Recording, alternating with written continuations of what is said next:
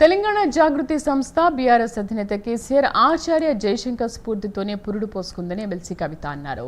హైదరాబాద్లోని బంజారాహిల్స్లో నూతన కార్యాలయాన్ని ప్రారంభించిన కవిత కేసీఆర్కు బీఆర్ఎస్ పార్టీ తెలంగాణ జాగృతి రెండు కళ్లలాగా పనిచేస్తాయని తెలిపారు. తెలంగాణ గ్రహచారం బాగోక రేవంత్ రెడ్డి ముఖ్యమంత్రి అయ్యారన్న కవిత యువతకు చేయూతనిచ్చే పథకానికి రాజీవ్ గాంధీ పేరు పెట్టడం ఏంటని ప్రశ్నించారు. కేసీఆర్పై ఈగ వాలిన ఊరుకోమని ఎమ్మెల్సీ కవిత రాష్ట్రానికి నిధులు నీళ్ల విషయంలో నష్టం జరుగుతున్నా సీఎం రేవంత్ రెడ్డితో పాటు తెలంగాణ బీజేపీ నేతలు పట్టించుకోవడం లేదని ఆరోపించారు. జాగృతి సంస్థ పుట్టింది ఇద్దరు వ్యక్తుల యొక్క స్ఫూర్తితోనే.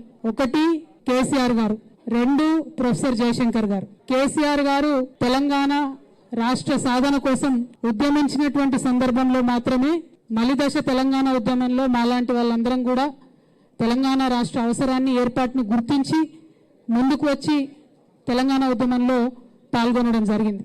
ఎప్పుడైతే యుఎస్ఏ నుండి ఇండియాకు వచ్చామో ప్రొఫెసర్ జయశంకర్ గారితో ఇంటరాక్షన్ ఏర్పడ్డ తర్వాత వారు మాకు ఆనాడు ఒక డైరెక్షన్ ఇచ్చిండ్రు. రాజకీయ రంగంలో కేసీఆర్ గారు అద్భుతంగా తెలంగాణ ప్రజలకు కావాల్సినటువంటి అంశాలన్నీ కూడా వివరిస్తూ ఉన్నారు, ముందుకు తీసుకెళ్తూ ఉన్నారు. ఇంకొక పక్క సాంస్కృతికంగా వెనుక పడేయబడ్డటువంటి మన ప్రాంతానికి సంబంధించి మాట్లాడాల్సినటువంటి అంశాలు చాలా ఉన్నాయి. ఒక పక్క రచయితలు మాట్లాడుతున్నారు, ఇంకొక పక్క గాయకులు ధూమ్ధాం పేరుతో విజృంభిస్తున్నారు. అయినప్పటికీ there is some gap, there is some space, you should think to fill that space అని ప్రొఫెసర్ జయశంకర్ గారు నాకు ఆనాడు దిశానిర్దేశం చేసినటువంటి సందర్భంలో మరి తెలంగాణ జాగృతి అనేటటువంటి సంస్థ ఊపిరి పోసుకోవడం జరిగింది. జూన్ 2వ తారీఖు నాడు మరి కాంగ్రెస్ ప్రభుత్వం ప్రకటించింది, రాజీవ్ యువ వికాసం అనే పేరుతోని పథకం తీసుకొస్తామని పేపర్లలో నేను చదివిన. రాజీవ్ గాంధీకి మాకేం సంబంధం అండి? తెలంగాణ రాష్ట్రానికి రాజీవ్ గాంధీ గారికి ఏం సంబంధం? నేను ముఖ్యమంత్రి గారిని డిమాండ్ చేస్తూ ఉన్నా, తెలంగాణ యువకుల కోసం చేపట్టేటటువంటి పథకానికి మీరు ఖచ్చితంగా తెలంగాణ వాదుల పేరు పెట్టాలి.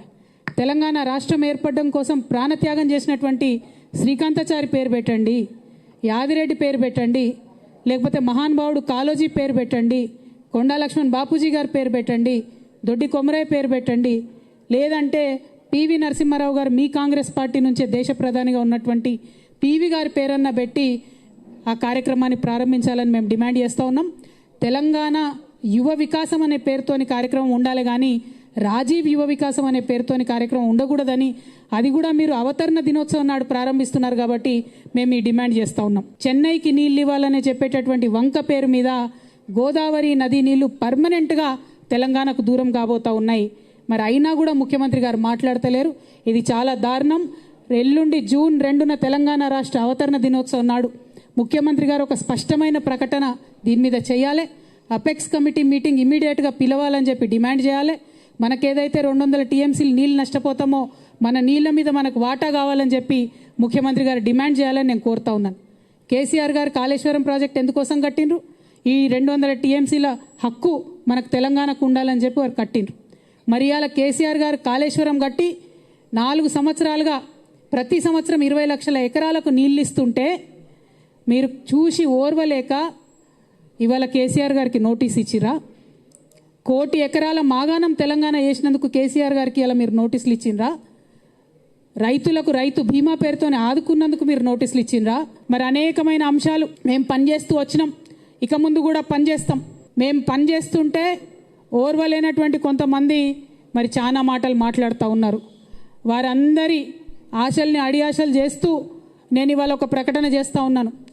కేసీఆర్ గారికి 2 కళ్ళలాగా ఒక కన్ను బీఆర్ఎస్ అయితే ఇంకో కన్ను జాగృతి అయి నిలబడుతుందని చెప్పి ఈ సందర్భంగా మేము తెలియజేస్తూ ఉన్నాం. కేసీఆర్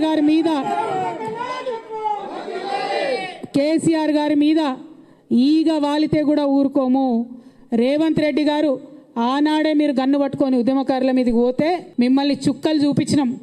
భయపడి తెలంగాణలో తిరగలేక మీరు గన్ను పట్టుకొని ఆనాడు తిరిగిండ్రు. ఇదే బీజేపీ నాయకులు తెలంగాణ రాష్ట్ర సాధనలో వెనక ఉంటే ఆనాడు ఎండల లక్ష్మీనారాయణ లాంటి వాళ్ళు ఒకరో ఇద్దరో ముందుకొచ్చి రాజీనామా చేస్తే ఇదే తెలంగాణ జాగృతి గల్లీ గల్లీ తిరిగి నిజామాబాద్లో తెలంగాణ వాదాన్ని నిలబెట్టుకున్న విషయాన్ని కూడా గుర్తు చేస్తున్నాం.